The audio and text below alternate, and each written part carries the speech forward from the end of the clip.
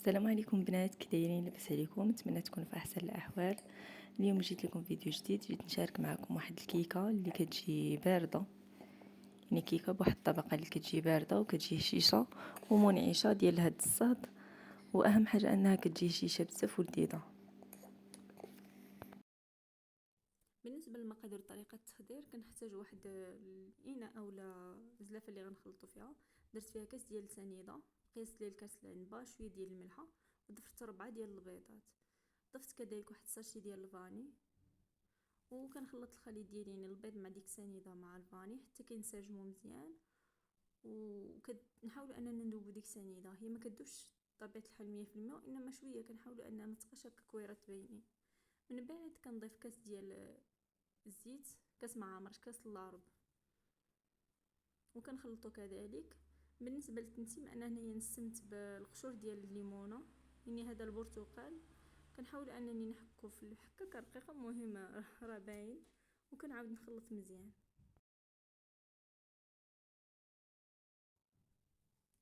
هنايا ضفت كذلك واحد الكاس ديال الحليب. الكاس ديال الحليب تقدروا تعوضوه بكاس ديال دانون اولا كاس ديال اللبن، حتى هو كيعطي الصراحه الكيكه كتجي زوينه بزاف به. صافي كنخلطو مزيان مع الخليط. بالنسبه للنواشف، هنايا ضفت معلقه كبيره ديال الكاكاو، معلقه كبيره، انا ضفتها عامرين، ضفتوها يعني معلقه هكا ولا 2 معالق صغار عامرين كذلك. بالنسبه للدقيق، انا هنايا عبرتكم بالكاس ديال العنبه، ضفت الكاس الاول، من بعد ضفت الكاس الثاني. هنايا من بعد ما ضفت 2 كيسان كنخلط باش كنشوف القوام، يعني ما كنزربش نبقى نضيف نقول يعني راه باينه الخليط، غنبدا نضيف كاس مورا كاس. ضفت 2 ومن بعد خلطت. بانت لي الخليط خاصو غير شويه، ماشي الخليط جاني خاصو شويه. عاود ضفت معلقه كبيره عامره، وضفت معاها الخميره، يعني كنخلي ضروري داك المعلقه كنخليها باش كنضيف معاها الخمارات. وصافي، هذا هو الخليط ديال الكيكه ديالنا. من الاحسن ان الخليط ديال الكيكه ما يكونش ثقيل بزاف، كل ما كانت ثقيله، يعني الخليط ثقيل، كتجي الكيكه شويه ثقيله، ماشي بحال انها تكون خفيفه، الخليط خفيف. هنا من بعد ما كنخلط الخليط ديالي، كنكون موجده ديجا المول اللي غندير فيه، دهنته بالزيت وكنرشو بالدقيق عادي. تقدروا ديروا داك بابي كويسون، لكن حتى هكا راه كيجي احسن. وكندخلها للفران اللي كيكون بارد، والعافيه مهيله. وبطبيعه الحال كل وحده على حسب الفران ديالها. المهم انا عندي فران ديال الغاز، هذه هي الطريقه اللي كنديرلو باش كتجيني كيكه زوينه. صافي الكيكه كما كتخرج من الفران راه كتجي هشيشه بزاف ومنفخه. بالنسبه لي انا كما قلت لكم، راه ما غاديش نستعمل الكيكه كلها، يعني داك المربع كله. هنايا قسمت بهذا الكادر كما كتشوفوا واحد المربع اللي غنزينو.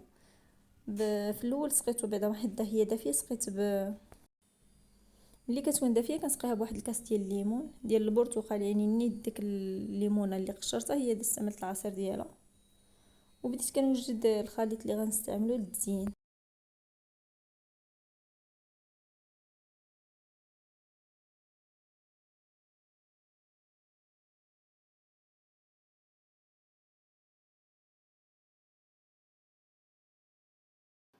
بالنسبه للكريمه او الطبقه الثانيه اللي غنزينو بها الكيك، في كاسرونه غنديرو 2 معالق كبار ديال النشا، معلقه ديال الكاكاو، 3 معالق كبار ديال السنيده،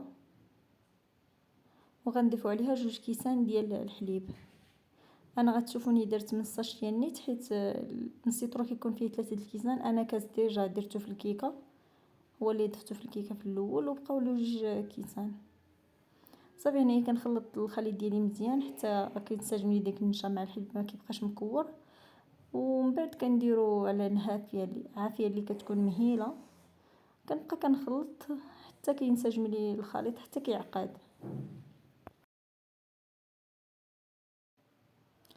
بعد ما كيوجد الخليط ديالو، كنحصلوا على واحد القوام اللي هو كريمي، يعني كيعقد لنا مزيان.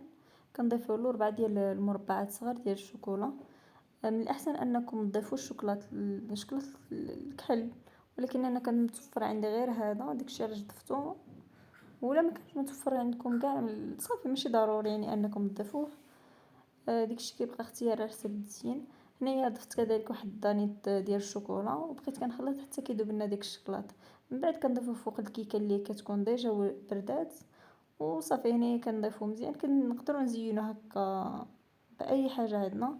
انا زينت بشويه ديال الكوك. تقدروا التزيين كيبقى اختياري، المهم اهم حاجه انه المقادير الاساسيه هما اللي مهمين، اما التزيين كل واحد كيدير داكشي اللي متوفر عنده.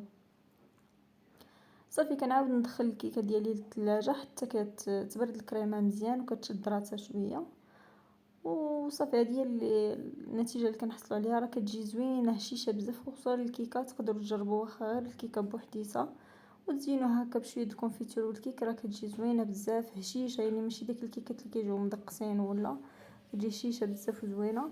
وحتى الكريمه الصراحه مع هاد الصهد راه كتزيد تعطيها واحد انتعاش، يعني كنبغيو شي حاجه هكا بحال الكلاص، بحال شي حاجه بارده ناكلوها، راه كتجي زوينه بزاف.